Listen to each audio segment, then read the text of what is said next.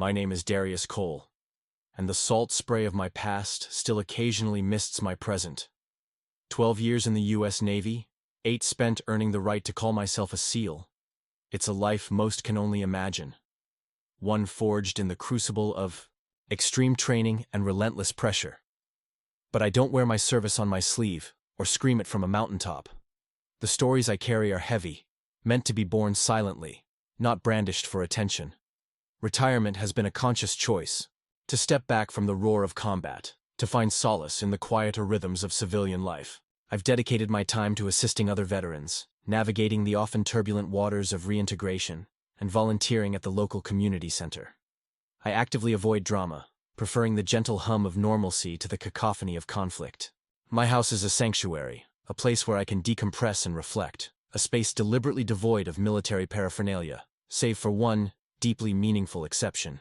The shadow box hangs in my entryway, a silent testament to sacrifice and brotherhood. It holds my meticulously folded Navy uniform, perfectly preserved. Alongside it is my SEAL trident, a symbol earned through grueling trials, my ribbons reflecting years of service, and my insignia representing my rank and expertise. Most importantly, it features 2 patches. Small, unassuming pieces of fabric that carry the weight of unimaginable loss.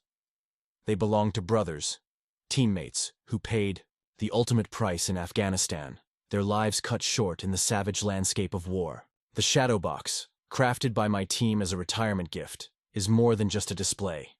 It's a sacred memorial, a tangible link to the men I served with, the battles we fought together, and the sacrifices we made. It's a constant reminder of the price of freedom, a price I carry within me every single day. I meticulously maintain it, ensuring the glass is always clean, the fabric pristine, and the memories vivid. I never considered it a decoration. It's a piece of my soul, a tangible representation of my identity, and the profound experiences that shaped me. That's why what happened next cut so deep. Karen Aldridge, a recent arrival to our quiet suburban street, was a disruptive force from the moment she moved in. She was the embodiment of suburban entitlement, the kind of person who seemed to thrive on control and judgment. Her first act was to install a network of security cameras, turning our once friendly street into something resembling a low-security prison. Then came the infamous Community Standards newsletter, a thinly veiled manifesto of her personal prejudices and expectations. It was a litany of restrictions. No flags, no loud people, no strangers parking, all couched in the language of preserving property values and maintaining a certain aesthetic. It was clear from the start that Karen held a particular disdain for anyone who didn't fit her narrow definition of normal. And as a black man living in a predominantly white neighborhood, I knew that I fell squarely outside her comfort zone. Her interactions with me were strained, always tinged with suspicion and veiled disapproval. Extra stares followed me as I walked to my car, accompanied by overly saccharine smiles that reeked of condescension. I did my best to ignore her, to rise above the petty annoyances and microaggressions. I had faced far worse in my life, and I wasn't about to let Karen Aldridge disrupt my peace. I focused on my veterans' work, my volunteer activities, and maintaining my own little haven of tranquility. I knew that engaging with her would only feed her need for control and validation. But I underestimated the depth of her prejudice, the extent to which she was willing to impose her warped worldview on others. The lead-up to Memorial Day weekend was typical. I meticulously planned a solitary camping trip to the mountains, seeking the restorative power of nature and the solace of complete disconnection. The area I chose was remote, deliberately lacking cell service, a true escape from the digital tether that relentlessly binds us to the modern world. I longed for the crackling campfire, the crisp mountain air, and the panoramic views that stretched for miles, a stark contrast to the claustrophobic confines of the suburbs. Before leaving, I took extra care in paying my respects. I ensured my lawn was perfectly manicured, the house was spotless, and, most importantly, I carefully unfurled my American flag and hung it proudly on my front porch, directly adjacent to the shadow box displaying my uniform. It was a simple gesture, a silent tribute to the fallen, a way to honor their sacrifice on this solemn occasion. For me, Memorial Day is not just a holiday, it's a sacred day of remembrance, a time to reflect on the true cost of freedom and to pay homage to those who paid the ultimate price.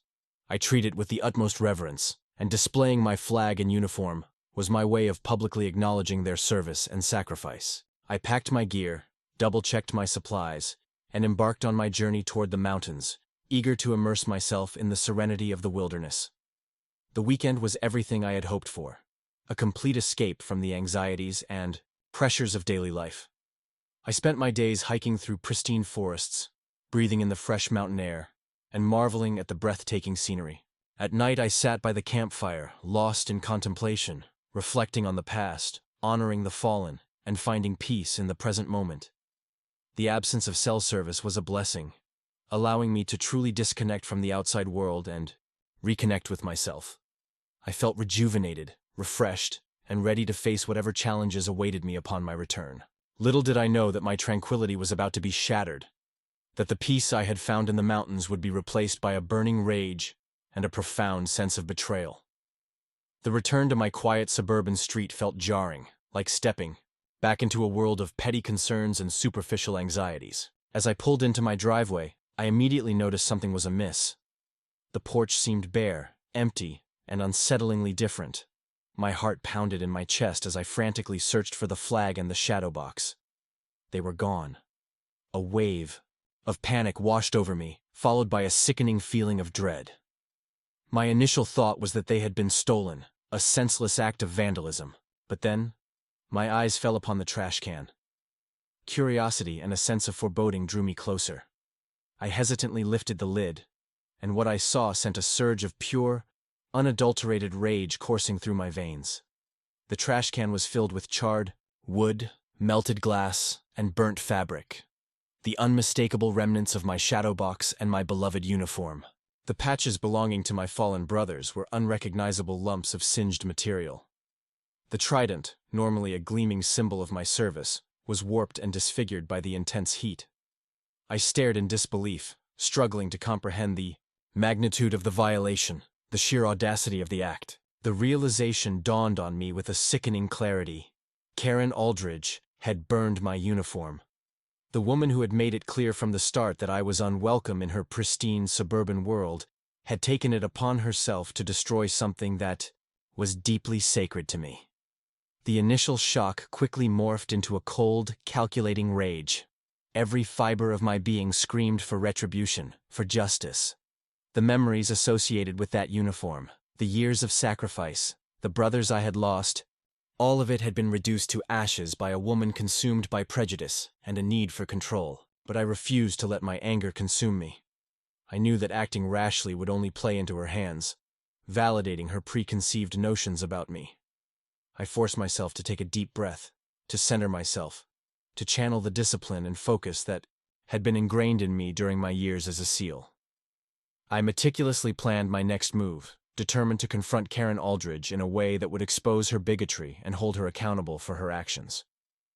I walked across the street to her house, my gait deliberate, my expression carefully controlled. I knocked on her door, and as I waited for her to answer, I rehearsed what I would say, determined to remain calm and composed, no matter how outrageous her response might be. When she opened the door, she didn't even feign surprise. There was no flicker of remorse, no hint of regret in her eyes. Instead, she wore a smug, self-satisfied smirk, as if she had just accomplished some great feat. "Your little costume was making the neighborhood look like a war zone," she said, her voice dripping with condescension. "This isn't the ghetto. You're lucky I didn't call the HOA." Every word was like a knife twisting in my gut. She had reduced my years of service, my sacrifices, the memory of my fallen brothers to a little costume. She had dismissed my entire life as something that didn't belong in her pristine, sanitized world. And then, she had the audacity to invoke racist stereotypes, implying that my presence was somehow degrading her neighborhood. I was rendered speechless, overwhelmed by the sheer callousness and bigotry of her words. I wanted to scream, to lash out, to unleash the fury that was building inside me. But I held my tongue, determined not to give her the satisfaction of seeing me lose control. I simply stared at her, my eyes conveying the depth of my disgust and contempt. I turned and walked away, without uttering a single word. Back in my house, the rage threatened to consume me once more. But I knew that I couldn't let it. I had to find a way to channel my anger into something productive, something that would strike a blow against her prejudice and reclaim the honor that she had so brazenly desecrated. I considered calling the police, filing a report, pursuing legal action. But those options felt inadequate, too slow, too impersonal. I needed something more, something that would send a clear and unmistakable message that her actions would not be tolerated. And then the idea came to me. I wouldn't call the authorities or a lawyer. I would call my brothers. The decision was immediate, instinctive. My team, my brothers, they were the only ones who could truly understand the depth of my pain, the magnitude of the violation.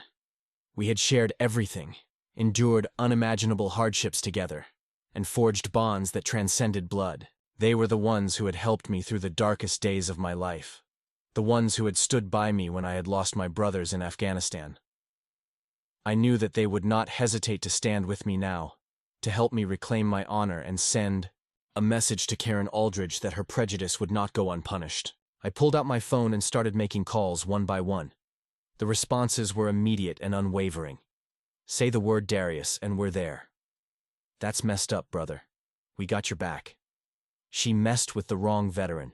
The outpouring of support was overwhelming, a testament to the unbreakable bonds of brotherhood that we had forged in the crucible of combat. Within hours, I had confirmed that 20 of my teammates, representing a diverse array of backgrounds and experiences, were ready to converge on my quiet suburban street.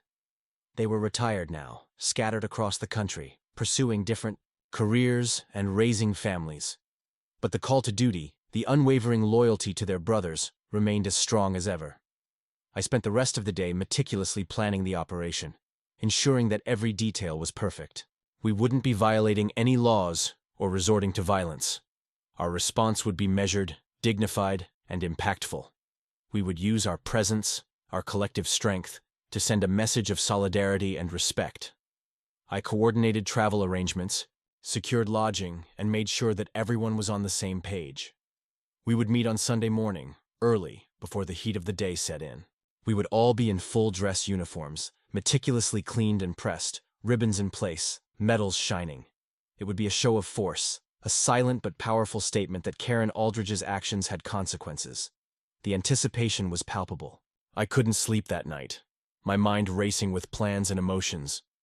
I felt a sense of vindication, knowing that my brothers were coming to stand with me.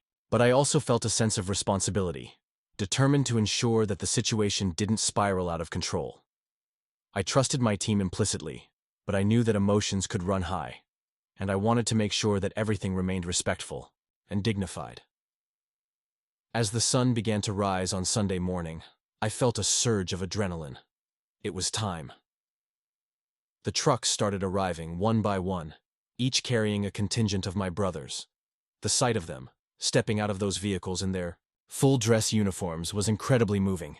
They looked like soldiers again, ready for battle. But their weapons were not rifles or grenades, but the power of their presence, the strength of their solidarity. The collective energy was palpable as the 20 of us gathered in my front yard. We exchanged greetings, hugs, and handshakes, the years melting away as we reconnected with each other. Each man looked immaculate, a testament to the respect we held for our service and for the fallen. The dress blues were crisp, the boots gleamed, and the medals shone brightly in the morning sun. Even in retirement, we carried ourselves with a certain bearing, a quiet confidence that spoke volumes about our training and experience. There was a shared understanding, a silent acknowledgement of the gravity of the situation and the importance of what we were about to do. I briefed the team one last time, reiterating the plan and emphasizing the need for discipline and restraint. We would march, single file, up the street to Karen Aldridge's house. We would stop in her driveway, stand in formation, and remain silent. One of us would deliver a brief statement, and then we would depart. No yelling, no threats, no violence. Just a powerful, unified expression of solidarity and respect. The neighbors started to emerge from their houses, drawn by the unusual sight of 20 Navy SEALs in full-dress uniforms marching down their quiet suburban street. Their reactions ranged from curiosity to awe to disbelief. Some stopped and stared, their mouths agape. Others raised their hands in salute, their faces etched with respect. There was a palpable sense of anticipation in the air, a feeling that something significant was about to happen. As we approached Karen Aldridge's house, I could see her standing in her doorway, her face frozen in a mask of shock and disbelief. She looked like she had seen a ghost, her eyes wide with fear and confusion. I don't think she had ever encountered anything like this before, anything that could challenge her sense of control and entitlement. We stopped in her driveway, forming a perfect line, our eyes fixed straight ahead. The silence was deafening. You could hear a pin drop. The only sound was the rustling of the leaves in the trees and the distant chirping of birds. The tension was thick enough to cut with a knife. Then, Jamal, one of my closest teammates, stepped forward. He was a towering figure, a former linebacker, who had served with distinction in some of the most dangerous combat zones in the world. He approached the front step and placed a brand new shadow box on the porch. This wasn't just a replacement. It was a statement. It was a symbol of resilience, of the unwavering spirit of the American warrior. He spoke calmly, his voice resonating with authority and conviction. "This isn't for you," he said, his eyes locking with Karen Aldridge's. "This is for the man you disrespected, and the men who died wearing what you destroyed." The impact of his words was palpable. Karen Aldridge's face contorted with rage and frustration. She tried to yell something about harassment, about trespassing, about calling the police. But her voice was drowned out by a chorus of boos and jeers from the neighbors who had gathered to witness the spectacle. Someone across the street shouted, "You burned a hero's uniform, Karen," another added, "You're disgusting!" The situation escalated quickly. The crowd of onlookers grew larger and more vocal, their anger directed squarely at Karen Aldridge. They had witnessed her prejudice firsthand, and they were no longer willing to tolerate her behavior.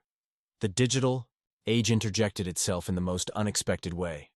2 local reporters arrived on the scene, cameras rolling. Apparently, a neighbor had filmed our entire march and sent the footage to the news outlets.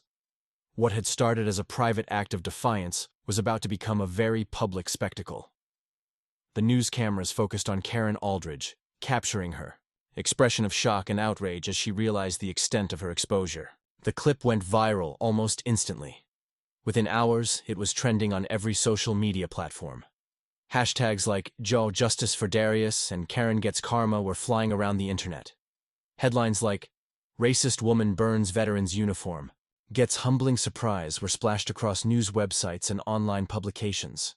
The internet erupted with outrage, with millions of people condemning Karen Aldridge's actions and praising our show of solidarity. The consequences were swift and devastating. Sponsors pulled their support from the yoga studio where she taught, effectively ending her career. Her face was plastered all over town, on news broadcasts, in online articles, and in memes that mocked her prejudice and entitlement. The HOA issued a statement condemning her actions and promising to review her membership. She was forced to lock her social media accounts, overwhelmed by the barrage of criticism and hate messages. Someone even egged her lawn flamingos, a symbolic act of suburban rebellion. By Monday morning, a "for sale" sign sprouted on her lawn, a stark indication that she was being driven out of the neighborhood by the force of public opinion. Justice had been served, not through the courts, but through the power of collective action and the unifying force of social media.